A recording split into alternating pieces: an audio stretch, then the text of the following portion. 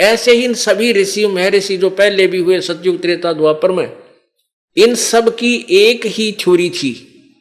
उसी थ्योरी को आधार मानकर महर्षि दयानंद ने संस्कृत बोल बाल कर दुनिया को अपने पीछे लगा लिया। ज्ञान इसको कैख भी नहीं था भक्ति के बारे में।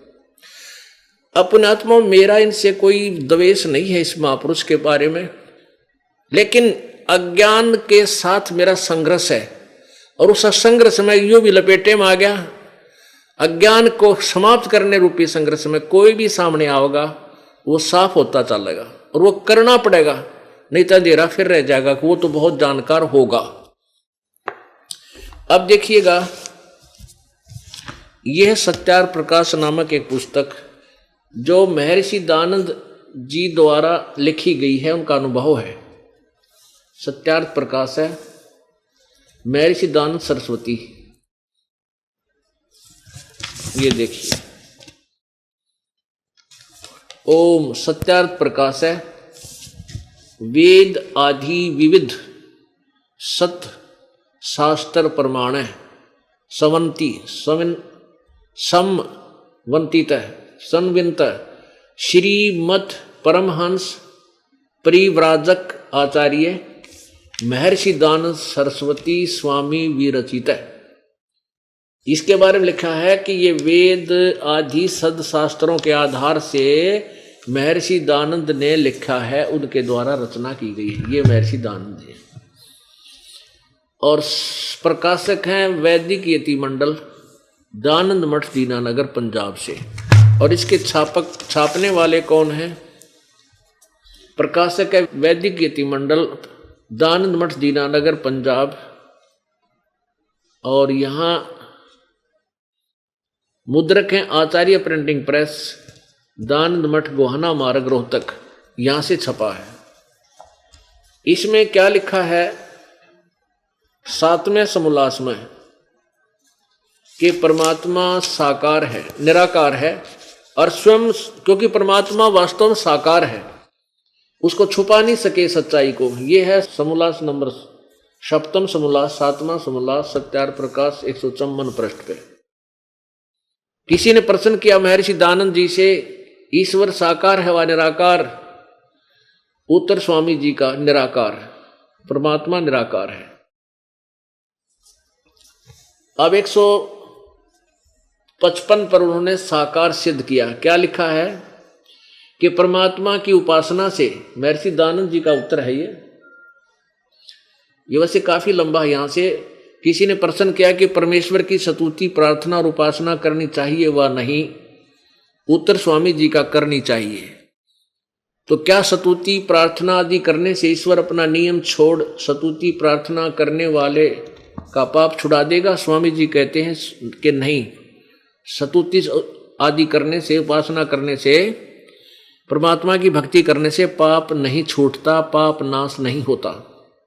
तो प्रश्नकर्ता ने कहा फिर स्तुति प्रार्थना करने की क्या आवश्यकता, क्यों करें, क्यों करना? उत्तर स्वामी जी कहते हैं उसके करने, उनके करने का फल अन्य ही है, कोई और है। प्रश्नकर्ता ने पूछा फिर क्या है? स्वामी जी बताने लगे, स्तुति से ईश्वर में प्रीति, उसके गुण कर्म स्वभाव से उसके गुण कर्म, अपने गुण कर्म स्वभाव का सुधरना, प्रार्थना से निरभिमानता, उत्साह और साहे का मिलना, उपासना से परब्रह्म से मेल और उसका साक्षात्कार होना। अरे यहां तो बता रहे हैं निराकार, और यहां कह रहे हैं कि उपासना से उसका परब्रह्म से मेल हो जाए और उसका साक्षात्कार हो जाता। साक्षात्कार को निराकार से हो सकता है? साक्षात्कार होता आमने सामने, दो सामने आमने बात करें, उसको साक्षात्कार कहते हैं। अब ऋग्वेद मंडल नंबर 1, ये दयानंद सरस्वती जी द्वारा अनुवाद किया गया, लिखा नहीं, लेखक तो व्यास जी थे, इन्होंने अनुवाद किया है। तो अनुवाद करते समय प्रथम मंडल में, प्रथम ही श्लोक मंत्र में और प्रथम ही सूक्त में इन्होंने स्पष्ट किया है कि जहां भी वेद में अग्नि या अग्नि शब्द है उसको परमात्मा का बोध समझना चाहिए, इससे सिद्ध हो जाता है। उन्होंने इसका विश्लेषण भी दिया है। ये देखिएगा, ऋग्वेद प्रथम मंडल महर्षि दयानंद सरस्वती द्वारा इसका लिखा गया। ये कहाँ से प्रकाशित है?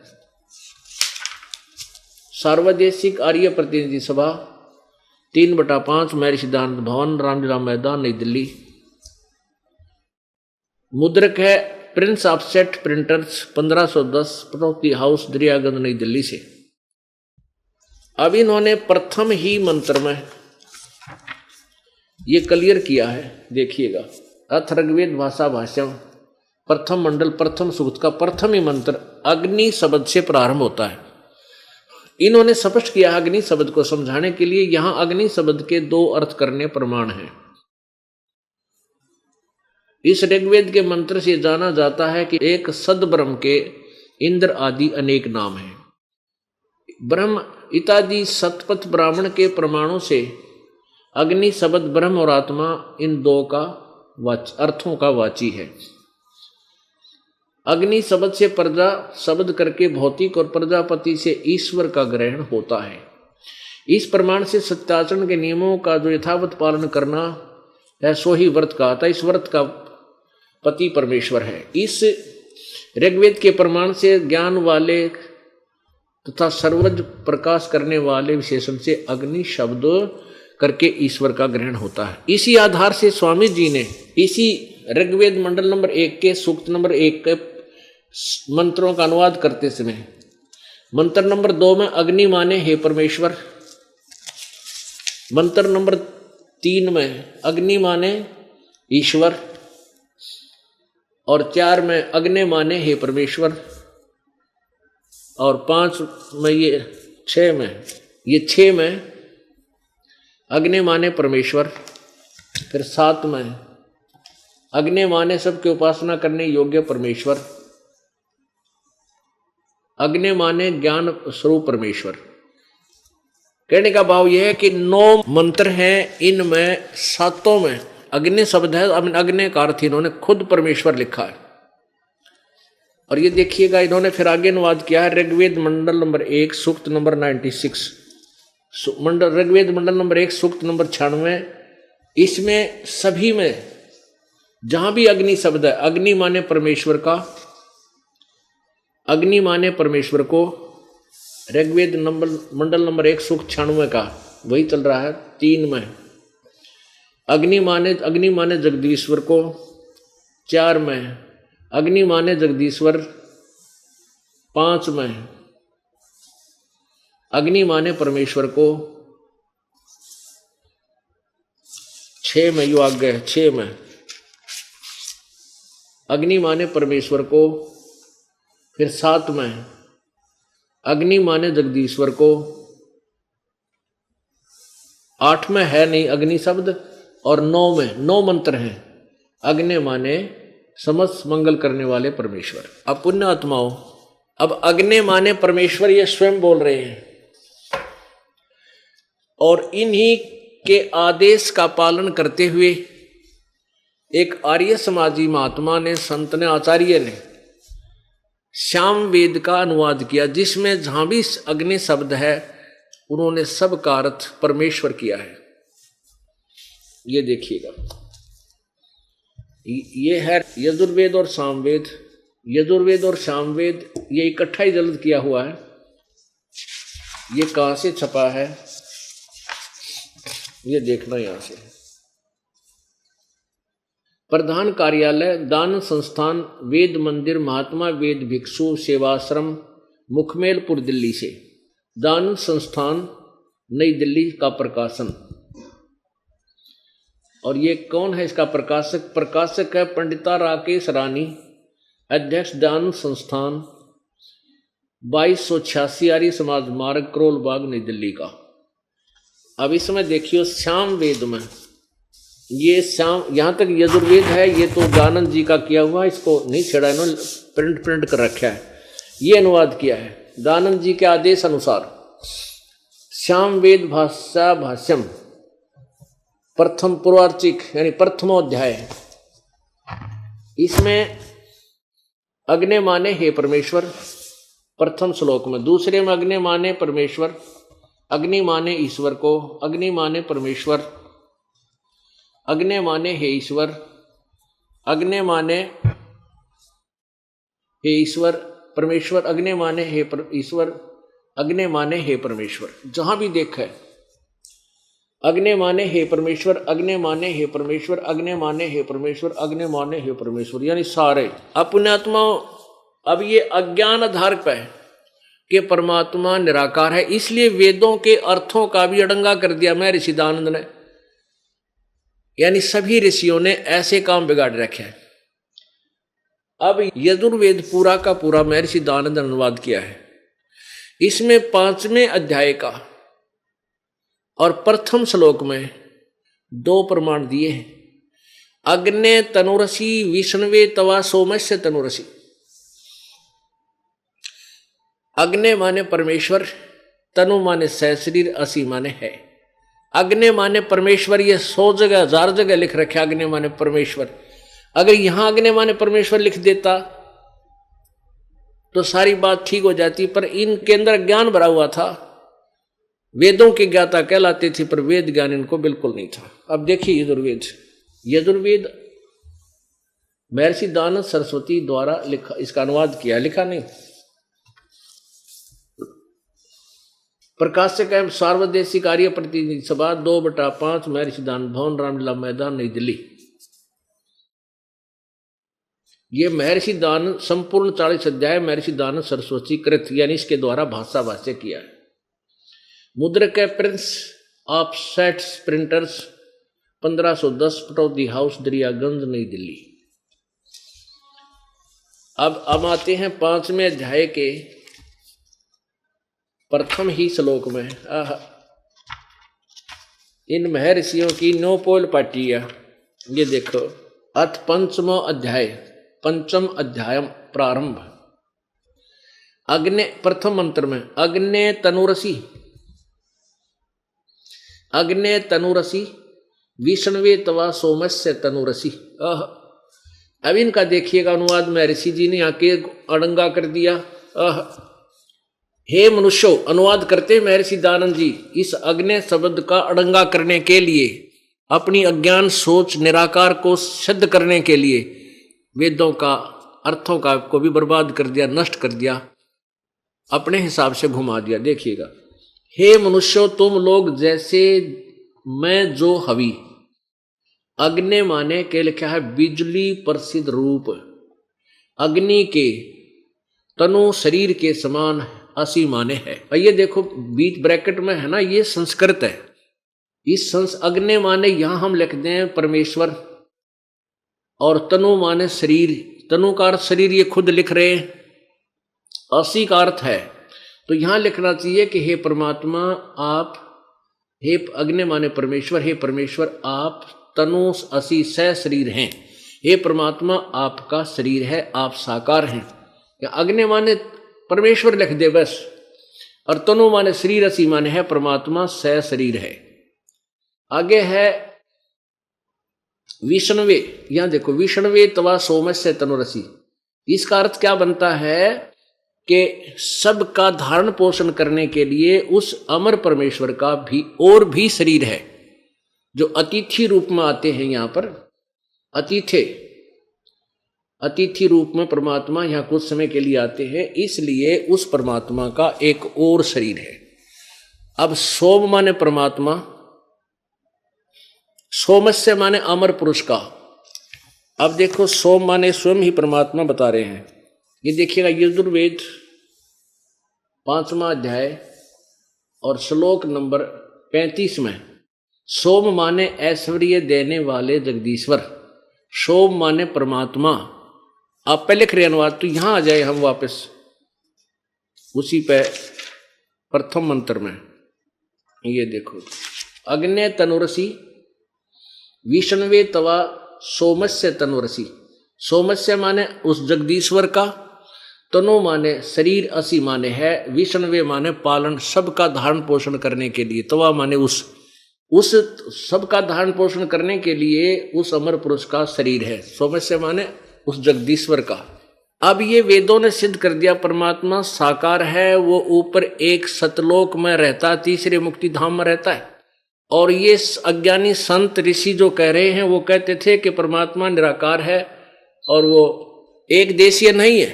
ये तो किया वेदों ने सिद्ध, कि परमात्मा साकार है। अब आपको दिखाते हैं पवित्र बाइबल। अब इस पवित्र बाइबल में दिखाते हैं परमात्मा साकार है, मनुष्य जैसा है। थोड़ा सा हिंट देंगे, ये देखिएगा पवित्र बाइबल, संपूर्ण जीवन अध्ययन बाइबल।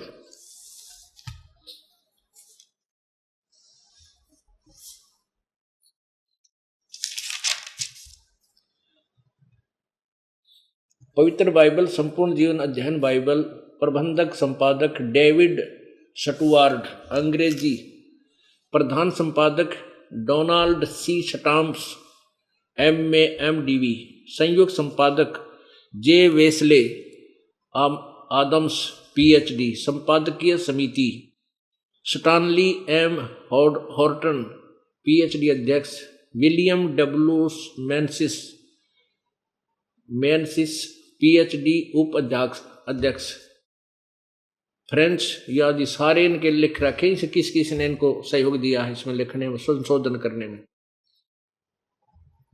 आदि आदि। अब इसकी उत्पत्ति ग्रंथ हम आपको दिखाते हैं केवल प्रारंभ में ही। ये देखिएगा, ये है उत्पत्ति, ये देखिएगा यहां से प्रारंभ होता है।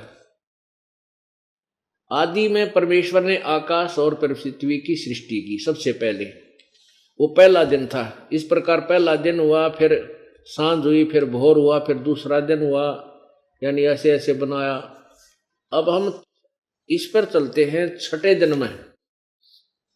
फिर परमेश्वर ने कहा हम मनुष्यों को अपने स्वरूप के अनुसार अपनी समानता में बनाए। अब परमात्मा ने कहा कि हम मनुष्य को अपने जैसा अपने समान बनाए। वे समुद्र की मछलियों और आकाश के पक्षियों और घरेलू पशुओं और सारी पृथ्वी पर जो रेंगने वाले जीव जंतु हैं, जो पृथ्वी पर रेंगते हैं, अधिकार रखे। तब परमेश्वर ने मनुष्य को अपने स्वरूप के अनुसार उत्पन्न किया। अपने स्वरूप के अनुसार परमेश्वर ने उसको उत्पन्न किया, नर और नारी करके उन मनुष्यों की सृष्टि की। परमात्मा ने कहा कि हम मनुष्य को अपने जैसा बनावांगे, और परमात्मा ने फिर ऐसे ही परमेश्वर ने मनुष्य को अपने स्वरूप में बना नर नारी कर दिया। तो इससे क्या सिद्ध हुआ? परमात्मा साकार है, नराकार है, मनुष्य जैसा है। अब इस प्रकार सातवें दिन परमात्मा ने विश्राम किया। यहां देखो, ये पृष्ठ 5 पे हम पढ़ रहे थे। परमात्मा ने अपने अनुसार उत्पन्न किया और अपने मनुष्य को अपने स्वरूप अनुसार उत्पन्न किया, नर नारी करके उनकी सृष्टि की। फिर यहां देखो, अब सातवां दिन, यो आकाश और पृथ्वी की सारी सेना बनाना समाप्त हो गया, और परमेश्वर ने अपना काम जिसे वह करता था सातवें दिन समाप्त किया, और फिर विश्राम किया। सातवें दिन विश्राम किया। अब हम आगे आपको सिद्ध करते हैं पवित्र कुरान शरीफ में। अब पवित्र कुरान शरीफ में यही ज्ञान पवित्र बाइबल वाला लगभग 60% है। और ये भी मानते हैं कि जो हजरत मोहम्मद जी ने जिस फरिश्ते ने आकर ज्ञान दिया, वही उसी ने अन्य मूसा जी आदि को भी ज्ञान दिया था। अब देखिएगा पवित्र कुरान शरीफ, इसके विषय में क्या लिखा है कि यह वह इल्हामी किताब है जिसमें कोई संदेह की गुंजाइश नहीं। यानी इसमें जो लिखा है वो फाइनल है, इसमें कोई शक नहीं, कोई गलत नहीं। इसका सानुवाद स्टीफन नंद कुमार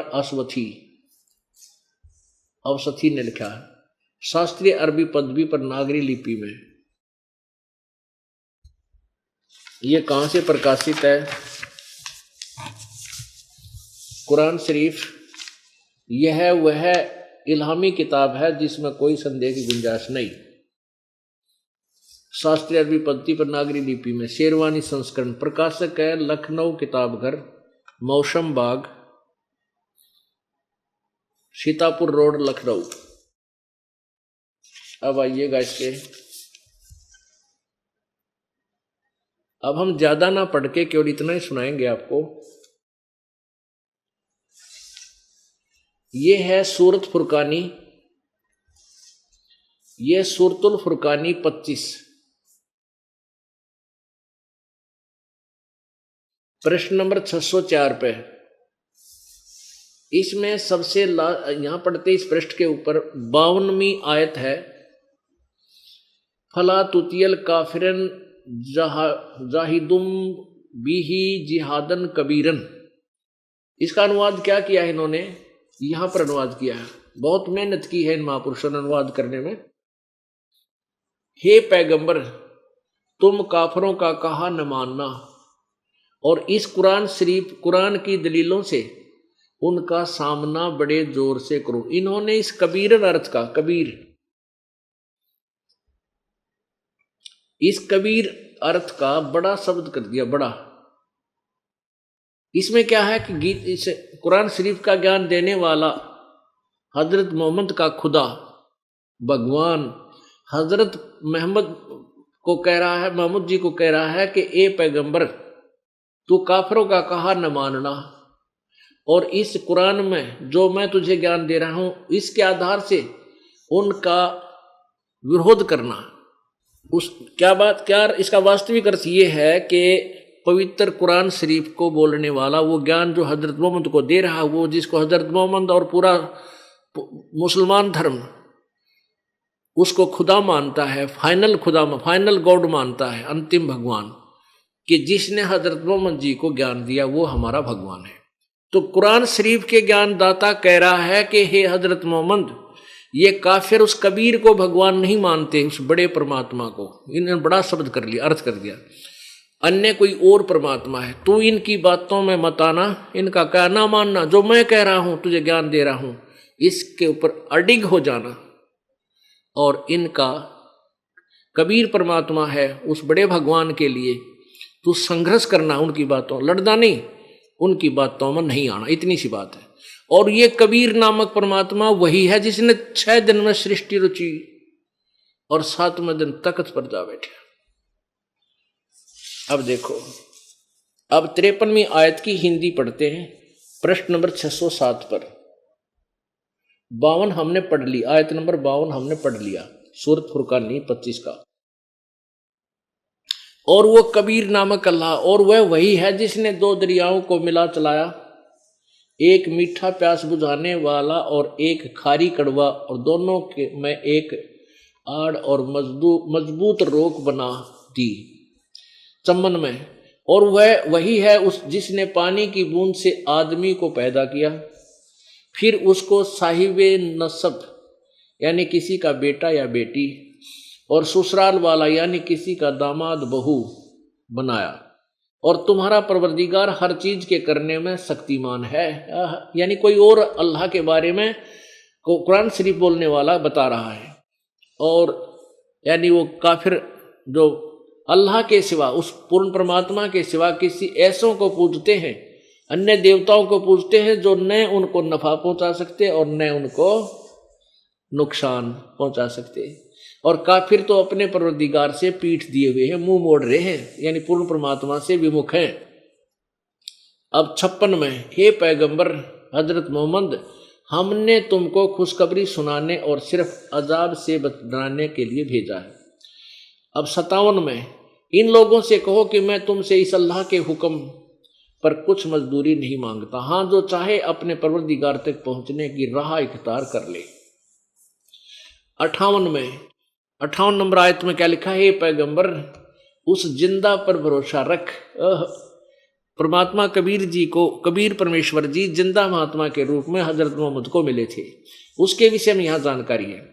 उस जिंदा पर भरोसा रखो जो कभी मरने वाला नहीं है, यानी अविनाशी है, और तारीफ के साथ उसकी पाकी बयान करते रहो, उसकी महिमा गाते रहो, और अपने बंदों के गुनाहों से वह काफी खबरदार है, यानी वो पाप नाशक है। अब 59 में कमाल कर दिया, जिसने आसमान और जमीन और जो कुछ उनके बीच में है 6 दिन में, सबको 6 दिन में पैदा किया, फिर तख्त पर जा विराजा, वह अल्लाह बड़ा। इन्होंने कबीर का अर्थ बड़ा कर दिया। ये देखो 59 में, ये खबीरन शब्द है, ये इसका अर्थ भी इन्होंने बड़ा कर दिया। ये कबीर है, कबीर होना चाहिए। यहां देखिएगा 59 आयत फिर पढ़ेंगे। जिसने आसमानों और जमीन और उस जो कुछ उनके बीच में है सबको 6 दिन में पैदा किया, फिर तख्त पर जा विराजा। वह अल्लाह बड़ा, वह अल्लाह कबीर, रहमान है, दयालु है। तो उसकी खबर यानी उसके विषय में जानकारी किसी बाखबर इल्म वाले से पूछ देखो। ओह, अब इससे कितना कंसेप्ट क्लियर हो गया। जैसे पवित्र गीता जी अध्याय नंबर 4 के श्लोक नंबर 34 में कहा कि उस पूर्ण परमात्मा के विषय में तत्व ज्ञान, उसका तत्व ज्ञान किसी तत्वदर्शी संत से पूछो, वो बताएंगे। इससे सिद्ध है कि गीता जी का ज्ञान इनकम्प्लीट है, कंप्लीट नहीं है, अधूरा है, लेकिन गलत नहीं। इसी प्रकार पवित्र कुरान शरीफ का ज्ञान भी इनकम्प्लीट है, पूरा नहीं है, क्योंकि कुरान शरीफ का ज्ञान दाता कह रहा है कि उस परमेश्वर के बारे में किसी बाखबर से पूछ देखो जिसने 6 दिन में सृष्टि रची, 7वें दिन तख्त पर जा बैठा। इससे क्या सिद्ध हुआ कि परमात्मा साकार है, एक देशीय है, कहीं तख्त पर विराजमान है, और उसके विषय में न तो गीता ज्ञानदाता जानता है, न कुरान शरीफ का ज्ञानदाता जानता है। उसके विषय में तत्वदर्शी संत बताएंगे। तो पुण्यात्मा, पवित्र 3 धर्मों के सदग्रंथों ने सिद्ध कर दिया परमात्मा सशरीर है, साकार है, मनुष्य जैसा, उसका नाम कबीर है। और चौथा जो धर्म सुप्रसिद्ध धर्म मानते हैं, सुप्रसिद्ध धर्मों में से चौथा जो धर्म है सिख धर्म, इसमें महला पहला की वाणी गुरु ग्रंथ साहिब के अंदर प्रश्न नंबर 24 पर खुद नानक साहब ने परमात्मा को सतलोक में देखा, उसके बाद बनारस में धानक जुलाहे की भूमिका करते हुए देखा। तब कहा था, फाई सूरत मुलुक की वेश, ए ठगवाड़ा ठगी देश, खरासियाना बोता बार, ये धानक रूप रहा करता। प्रश्न नंबर 721 गुरु ग्रंथ साहिब के महला पहला की वाणी है कि एक अर्ज गुप्तम पेश तो दर कौन करतार, हक्का कबीर करीम तू बे ऐब परवरदिगार।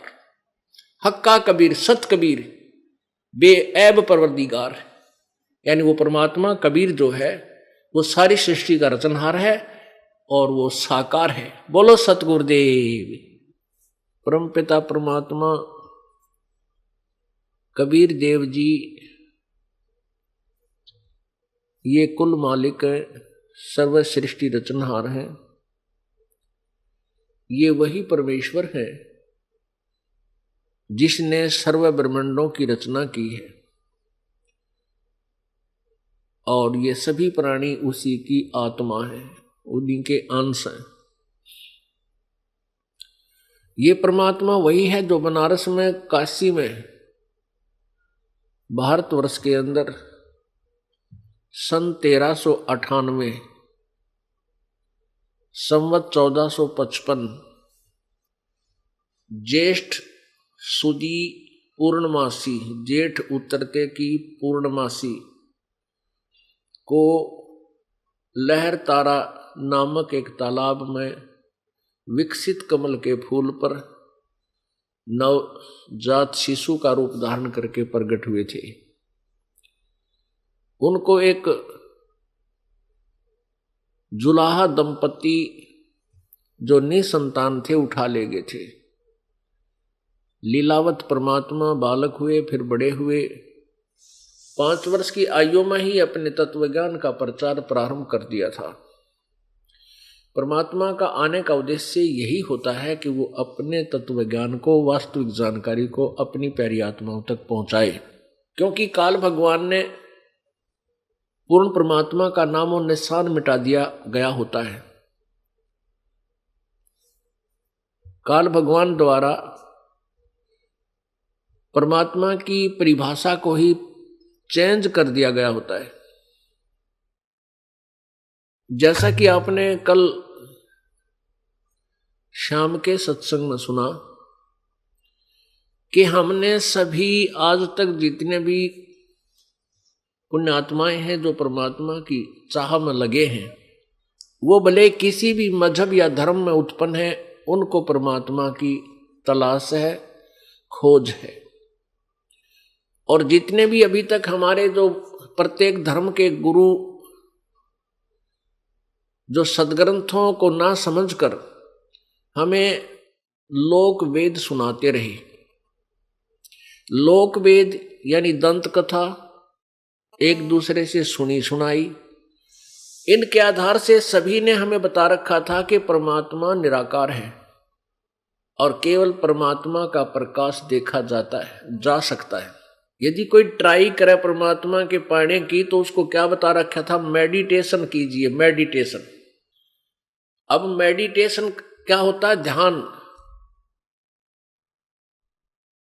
कैसे आसन पद्म लगा के और ध्यान लगाइए। परमात्मा के सूक्ष्म वेद में परमेश्वर ने कहा कि अरे झूठा ज्ञान और ध्यान कहाँ लाओ, ये बात विदा चतुराई। जब तुम्हारा ज्ञान ही निराधार है तो ध्यान किस पर लगा रहे हो तुम? झूठा ज्ञान ध्यान कहाँ लाओ, ये वाद विदा चतुराई। तुम व्यर्थ का वाद विवाद कर रहे हो, तुम्हारा ज्ञान ही निराधार है, तुम ध्यान कित लगा रहे हो, कहाँ लगा रहे हो ध्यान? तो क्या कहते हैं वो कि परमात्मा का प्रकाश दिखाई देता है जब हम ध्यान लगाते हैं। और परमात्मा कैसा है? परमात्मा निराकार है। अरे भले आदमियों, अब कोई कहे सूर्य निराकार है और सूर्य का प्रकाश देखा जा सकता है, क्या उस व्यक्ति की छुरी, क्या उस व्यक्ति की ये बात कोई आधार रखती है? नहीं। जब सूर्य निराकार है तो उसका प्रकाश कितना देखा तुमने? वो तो है ही नहीं, विजिबल नहीं है। तो जो भी वस्तु विजिबल नहीं है तो उसका प्रकाश कहां से आ गया? तो पुण्यात्माओं, हम भक्ति मार्ग में इतने अनजान थे, हमने कभी सोचा भी नहीं वह भगवान का प्रकाश देखे और परमात्मा है नहीं। हम तो बालक के सी बुद्धि के थे और आज तक इस सिद्धांत पर गाटा जोड़ रखा था, इसी का रट्टा लगा रखा था। जो भी संत होए, गुरु होए, यही बताते थे। और ये सतलोक का जो ठेका ले रहे हैं राधा स्वामी पंथ, उसी से निकला हुआ धन धन सतगुरु सच्चा सौदा वाले पंथ, ये सिरसा और जगमाल वाली, ये भी सचखंड और सतलोक की सुनी सुनाई लोक वेद की आधार से महिमा सुनाते रहे। और वहां क्या बताते रहे कि सतलोक में परमात्मा है नहीं, और वहां तो प्रकाश ही प्रकाश है, चेतन ही चेतन है।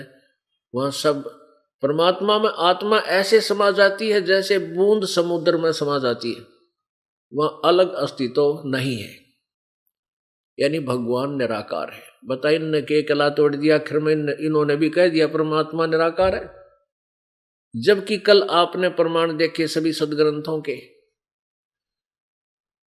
पवित्र वेदों में, पवित्र कुरान शरीफ में, पवित्र बाइबल में और महला पहला की वाणी गुरु ग्रंथ साहिब में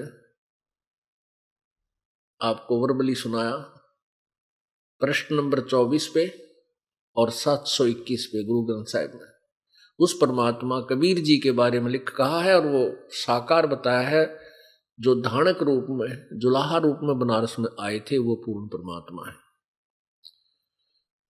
और किसी भी धर्म के व्यक्ति से आप बात कीजिए, वो कहेगा परमात्मा तो निराकार है, अनविजिबल है, फॉर्मलेस है, वो दिखाई नहीं देता। और जबकि एक शब्द है परमेश्वर का, कबीर जी की वाणी का, कि करने नो दीदार महल में प्यारा है, उसके लास्ट में फिर ये कहा कि सतपुरुष, जब सतलोक के अंदर ये हंस चला जाता है, ये आत्मा चली जाती है अपनी भक्ति कमाई करके, तो वहां सतपुरुष के सिर पे चंवर ढुराती है, सेवा करती है, करता है जा करके ये प्यारी आत्मा। वहां शब्द में स्पष्ट लिखा है, अरे भले आदमियों, जब वहां भगवान निराकार है और आत्मा उसमें समा जाती है तो चंवर किस पर करे वो? फिर वो चंवर कराने वाला कौन है? करने वाले दो अलग नहीं हुए? और फिर भी उस शब्द करने नो दीदार महल में प्यारा है, इसका तो उन्होंने पूरा सहारा ले रखा था और उसको भी अच्छे ढंग से नहीं समझ सके। कारण क्या था? परमात्मा बताते हैं, भाई मोती मुक्ता दर्शत नाही, ये जग है सब अंदरे, दिखत के तो नैन चश्म, इनका फेरा मोतिया बंदरे। ये दिखे तो बड़े महात्मा और संत विद्वान पुरुष, इनको काल ने मोतिया बंद कर रखा है। अज्ञान रूपी मोतिया बंद है था इन लोगों को, इन गुरुओं को, संतों को, जो परमात्मा से अपरिचित होकर के परमात्मा की झूठी महिमा, झूठी परिभाषा बताते रहे। पुण्यात्माओं, कोई सौभाग्य तुम्हारा है कि आप जी को इस बिचली पीढ़ी में मानव शरीर प्राप्त है, स्त्री या पुरुष का। और उनसे भी अधिक सौभाग्य उन पुण्यात्माओं का है जो परमात्मा के चरणों में आ चुके हैं, जो जितना भी देर से आएंगे उतना ही पश्चाताप करेंगे। अब ये बिचली पीढ़ी का समय, ये 20वीं सदी से प्रारंभ हुआ, अब ये 21वीं सदी चल रही है, इसमें ये चरम सीमा पर होगा। फर्स्ट पहले ही 10, 12, 15 वर्षों में इस 21वीं सदी के अंदर ये परमात्मा का ज्ञान, तत्व ज्ञान चरम सीमा पर होगा। पूरे विश्व में ये ज्ञान फैलेगा, सभी आत्मा, सभी प्राणी सुखी होंगे, दया भाव पुनः हमारे अंदर पैदा होगा, क्योंकि हम अज्ञानतावश हिंसक बन गए, मांस खाने लगे। किसी भी धर्म मजहब के उस प्रवर्तक ने कहीं मांस खाने का आदेश नहीं दिया। सबसे ज्यादा बिजली गिरी हुई है ईसाई धर्म में, हुआ ना छोड़ते क्या है नबी। शराब की उनका टाल नहीं, सिगरेट पीने की उनका कोई बाउंडेशन नहीं, मांस खाने की नहीं, यानी सारे ही काम एक नंबर पर करे हुए उल्टे उल्टे, और धार्मिक और ईसाई कमावे। उसके बाद हिंदू धर्म में क्या था? पहले कोई बुराई नहीं थी, बीड़ी, शराब, मांस, तंबाकू, कोई भी नशीली वस्तु नहीं प्रयोग करता था हिंदू धर्म। अब हिंदू धर्म में भी बिजली गिर गई, सभी, कोई घर खाली नहीं है जो व्यसन ना करते हो। उस घर में कोई व्यक्ति बेशक बच रहा हो, एक आधा जो ना प्रयोग करता हो बुराई को। इतनी गिरावट आ गई। मुसलमान धर्म में शराब नहीं प्रयोग करते थे, मांस और हुक्का खूब डट के पीवे। सिख धर्म में हुक्का नहीं पीते, तंबाकू प्रयोग नहीं करते, बाकी मांस और शराब कति खूब दूध पानी की तरह पीते हैं, खाते और पीते हैं। जबकि हमारे पूर्वजों ने, हमारे प्रत्येक धर्म के जो संचालकों ने कहीं मांस नहीं खाया और ना खाने का आदेश दिया। क्या बुराई क्यों कर रहे हैं हम? और कर रहे हैं तो फिर धार्मिक कहां, हम उस धर्म के बंदे कैसे हुए?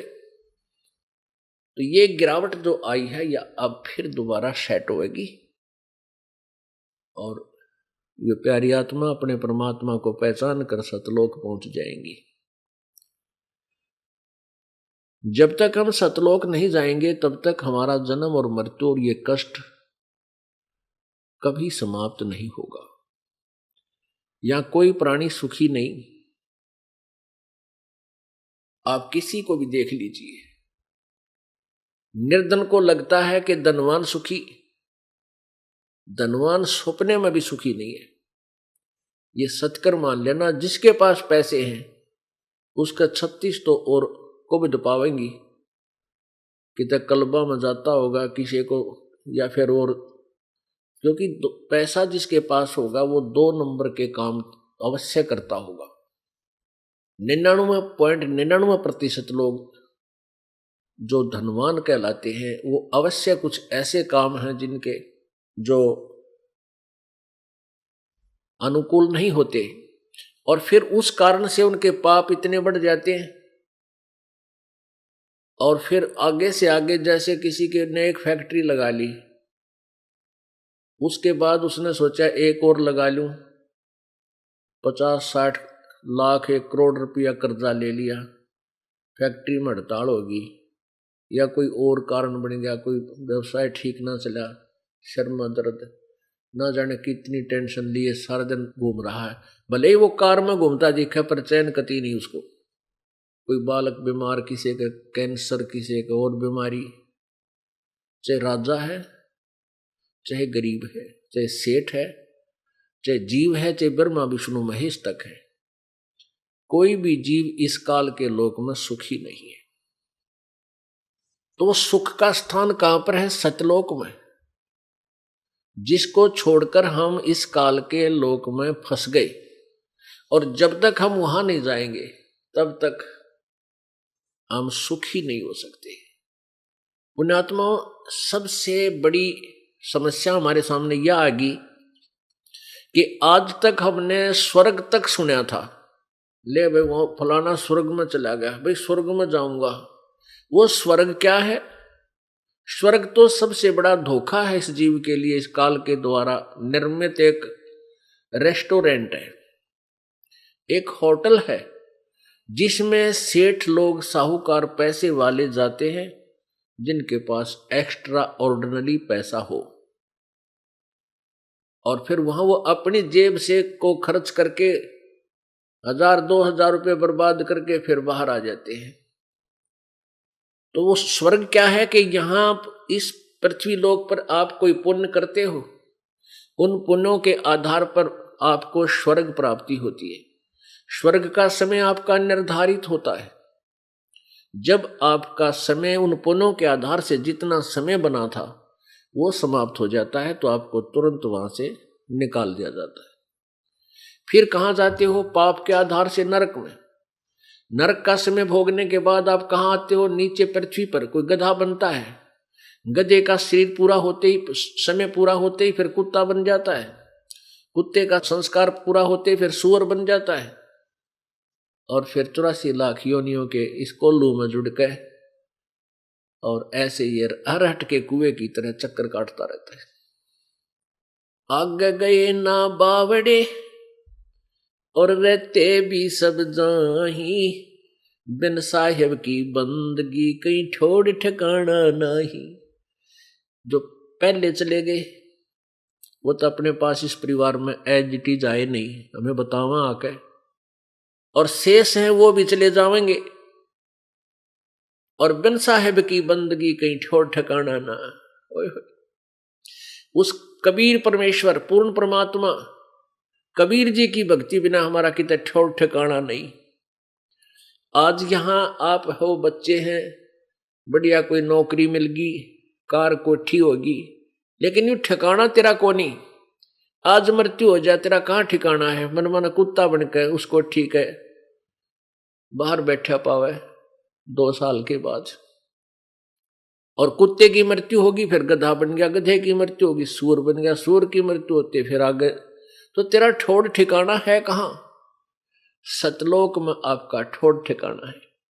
और जब तक आप सतलोक नहीं पहुंचोगे, आपकी यह दुर्गति कभी समाप्त नहीं हो सकती। चाहे देवता बन लेना, चाहे ब्रह्मा विष्णु महेश तक की पदवी पा लेना, आपका वहां ठोड़ ठिकाना नहीं। उनका भी मृत्यु होता है, ब्रह्मा विष्णु महेश की भी मृत्यु होती है जब इनका संस्कार पूरा हो जाता है। अपुण्यात्मा, यहां आके एकदम बात खटकती है कि ब्रह्मा विष्णु महेश की भी मृत्यु होती है, क्योंकि इस लोक वेद के आधार से हमारे को पवित्र हिंदू धर्म के अंदर इन नकली गुरुओं ने ये शास्त्र विरुद्ध और लोक वेद सुनाकर हमें भ्रमित कर रखा था कि ब्रह्मा विष्णु महेश अजर अमर हैं, सर्वेश्वर हैं, इनकी जन्म मृत्यु नहीं होती, इनके कोई माता पिता नहीं है, यही सारी सृष्टि के रचनहार हैं, यही सचिति और सृष्टि और संहार करते हैं, ये कुल मालिक है। अब हमें इतना मूर्ख बना रखा था उन मूर्ख गुरुओं ने, जिनको स्वयं क का ज्ञान नहीं था, वो अपने सदग्रंथों से परिचित नहीं थे। पुण्यात्माओं, आध्यात्मिक गुरु जो होता है एक टीचर है, और टीचर को चाहिए कि वो अपने सिलेबस से ही ज्ञान बच्चों को बताए। हमारा सिलेबस है पवित्र पुराण, पवित्र चारों वेद, पवित्र श्रीमद् भगवत गीता जी, जो हिंदू धर्म के शास्त्र माने जाते हैं। वैसे तो ये सदग्रंथ किसी मजहब विशेष के नहीं है, ये उस समय रचे गए थे, उस समय श्री व्यास जी द्वारा लिखे गए थे जब कोई धर्म नहीं था, केवल मानव मात्र के कल्याणार्थ है। अब उन्हीं में आपको दिखाता है ये दास के ब्रह्मा विष्णु महेश स्वयं स्वीकार करते हमारी जन्म मृत्यु होती है, और इनके माता पिता भी हैं। अपनात्मा भक्ति करना और परमात्मा पाना कोई मुश्किल काम नहीं, कठिन कार्य नहीं है। कठिन है ये समझ माना कि भगवान है कौन और वो कैसे मिल सकता है, उसका प्रॉपर वे कौन सा है पाने का, उसकी विधि कौन सी है।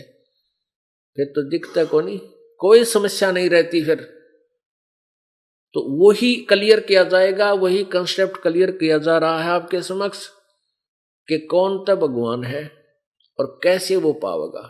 बस इन दो बातों को स्पष्ट करने के लिए, पुण्यात्माओं, इस अज्ञान रूप अंधकार को हटाने के लिए, इस लोक वेद से आपका पीछा छुटाने के लिए ढेर सारे प्रमाण और इतने लंबे चौड़े प्रवचन करने पड़ते हैं, जब जाके पुण्यात्मा के समझ में आती है। क्योंकि हमने अज्ञान गणा सुन रखा, क्योंकि यहां ये दिखाना अति आवश्यक हो गया।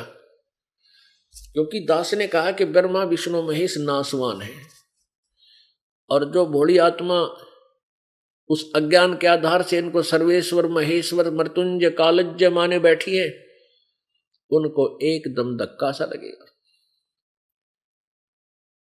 क्योंकि उन्होंने उस अज्ञान को सत्य मान रखा है। इसलिए ये सदग्रंथ दिखाना, आपके सामने रूबरू करना अति आवश्यक हो जाता है। कृपा देखिए श्रीमद् देवी भागवत, ये गीता प्रेस गोरखपुर से प्रकाशित है। इसके 123 पृष्ठ पर आपको दिखाते हैं। संपादक हनुमान प्रसाद पोदार, चमन लाल गोस्वामी। और ये कहाँ से प्रकाशित है? प्रकाशक एवं मुद्रक हैं गीता प्रेस गोरखपुर, गोविंद भवन कार्यालय, कोलकाता का संस्थान। और इसके 123 पृष्ठ पे आप देखिए,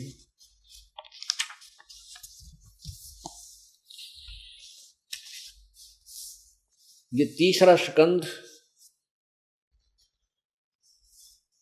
अब भगवान विष्णु जी दुर्गा की महिमा कर रहे हैं, स्तुति कर रहे हैं।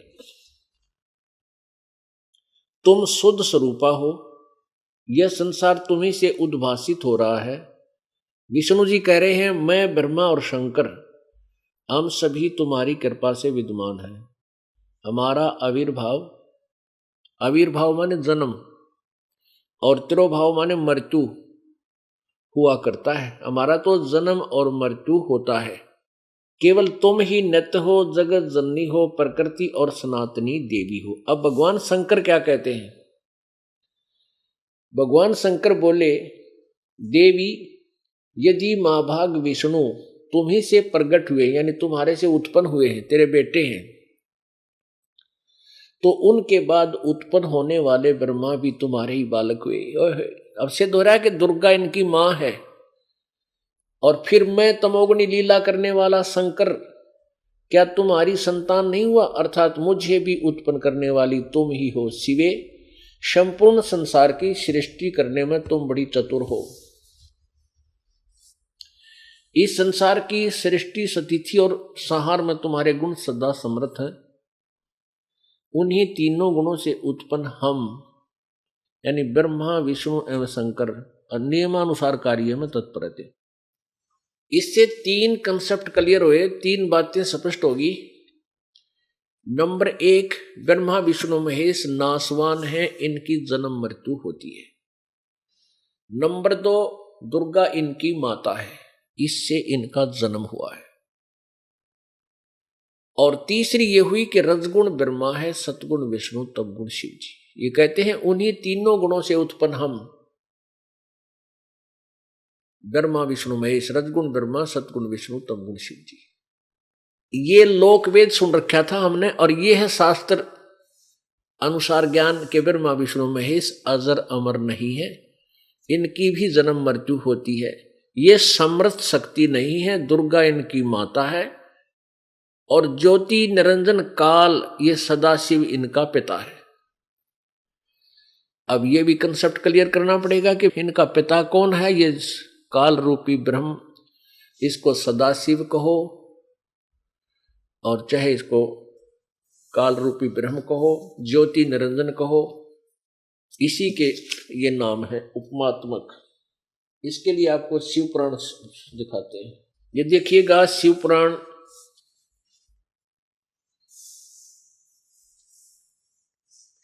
गीता प्रेस गोरखपुर से प्रकाशित शिव पुराण, संपादक है हनुमान प्रसाद पोदार,